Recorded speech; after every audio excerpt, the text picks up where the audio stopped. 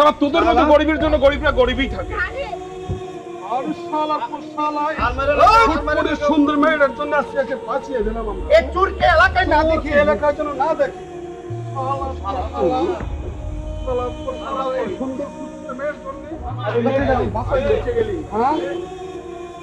আমার সাইকেল নিয়ে যাচ্ছিল। সাইকেল চোর, এই চোরকে যেন এলাকায় আর না দেখি। বাবা এভাবে বলা ঠিক না। সে যে চুরি করেছে তার কোনো প্রমাণ আছে? একটা নির্দোষ মানুষকে কি কারণে আমরা বলবো সে দোষী? তাকে শাস্তি দেওয়া যায় না, বিচারও করা যায় না।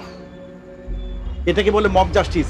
যদি আমরা নিজের হাতে অপরাধীকে শাস্তি দেই, অপরাধ না জেনে শাস্তি দেই, এটাকে মব জাস্টিস বলে। এটা ইয়ে হয় না। দেশে তো আইন আছে, আইন অনুযায়ী দেশ ব্যবস্থা নেবে। এটা আমাদের সাজে না।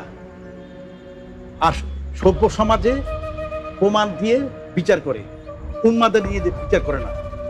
বাবারা বুঝতে পারলাম, আমরা এই কাজ যেন না করি। ঠিক আছে বাবা? হ্যাঁ, আমরা আইনের প্রতি শ্রদ্ধাশীল হই। আমরা যদি আইনের প্রতি শ্রদ্ধাশীল না হই, এই দেশ অসভ্যের স্বর্গরাজ্য হয়ে যাবে, অবক্ষয়ের মধ্যে চলে যাবে। বাবা না ভালো, আমরা এই কাজ থেকে বিরতি হই। দেখছো না কি অবস্থা দেশের? আমাদেরকে আমাদের বিবেককে জাগ্রত করতে হবে, তাহলে কিন্তু আমরা হারিয়ে যাব। আমরা অপরাধের চরম গভীরে চলে যাব। ঠিক আছে বাবা? মনে থাকবে বাবা? যার যার কাজ তার তার করা উচিত। ঠিক আছে? প্রশাসন প্রশাসনের কাজ করবে, আর আমরা যারা নাগরিক আছি আমরা নাগরিক দায়িত্ব পালন করব। অপরাধী যদি অপরাধী বিচার করবে পুলিশ, বিচার বিভাগ, আমরা ধরে তাদের হাতে ধরে দেবো। আইন শৃঙ্খলা রক্ষাকারী হাতে ধরে দেবো। আমরা দায়িত্ব নেব না। দেশের প্রতি যদি আমাদের ভালোবাসা থাকে, দেশপ্রেম থাকে, দেশকে যদি বাঁচাতে হয়, বাবারা এই কাজটা করতে হবে। দেখছো না বাবা কিভাবে চলছে দেশ? এই দেশকে যদি আমরা প্রকৃতভাবে ভালোবাসি, তাহলে আমাদেরকে নিজ দায়িত্বেই বিবেকবান হতে হবে, নৈতিকতার সাথে চলতে হবে বাবা। ওকে বাবারা? এটা অমানবিক। সে যদি চোর হয় তাহলে আমরা সবাই সমান অপরাধী। একটা জিনিস বোঝার চেষ্টা করেন, একজন বাবা তার মেয়ের জন্য, তার বউয়ের জন্য, তাদের ক্ষুধা মেটানোর জন্য এই কাজ করতে বাধ্য হয়েছে। শুধু অভাব থেকে নয়, লজ্জা অপমান থেকে হয়তো এই কাজ করতে বাধ্য হয়েছে। ওকে ওকে ছেড়ে দেন।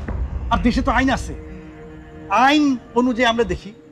এখন আপনারা যদি এভাবে উত্তেজিত হয়ে মারেন, নিজের হাতে দায়িত্ব নিয়ে নেন।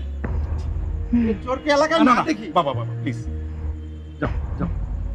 এই শোন, তুই আজ বেঁচে গেলি তোর এই মেয়ের জন্য আর এই মুরব্বীর জন্য, জানিস? আমার তোকে কি করতে হয় এলাকার জনগণের? প্রতিদিন বিধ্বস্ত লাশের ছবি, স্তব্ধ কান্নার শব্দ আর অসহায় পরিবারের আর্তনাদ।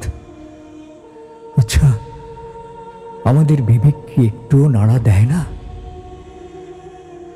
আইন আদালতের দেশে বিচার যদি হয় উত্তেজিত জনগণের হাতে, তবে সেটাই কি আমাদের ভবিষ্যতের চিত্র? এ কেমন বাস্তবতা, যেখানে মব জাস্টিস হয়ে উঠেছে ন্যায়ের বিকল্প?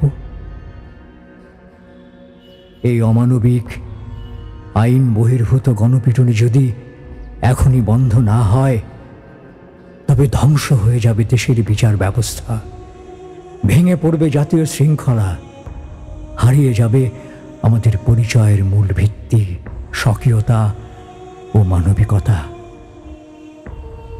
মাঝে মধ্যে মনে হয়, এটা কি আদৌ বাংলাদেশ, নাকি হিংস্র বর্বর কোনো জনপদ, নাকি কোনো অন্ধকার অধ্যায়? না, বাংলাদেশ এমন হতে পারে না। বাংলাদেশ আইনের দেশ, মানবাধিকারের দেশ, সভ্যতার দেশ। আমি চাই আমার সন্তানের জন্য একটি সুবিচার ভিত্তিক রাষ্ট্র, যেখানে অপরাধীর বিচার হবে আদালতের কাঠগড়ায়, কোনোভাবেই উত্তেজিত জনতার হাতে নয়। আমি চাই একটি মানবিক, শান্তিপূর্ণ ও সুশৃঙ্খল সোনার বাংলাদেশ। বান্ডেল থাকলে প্রতি সেনমানিতে টাকা বাঁচবে।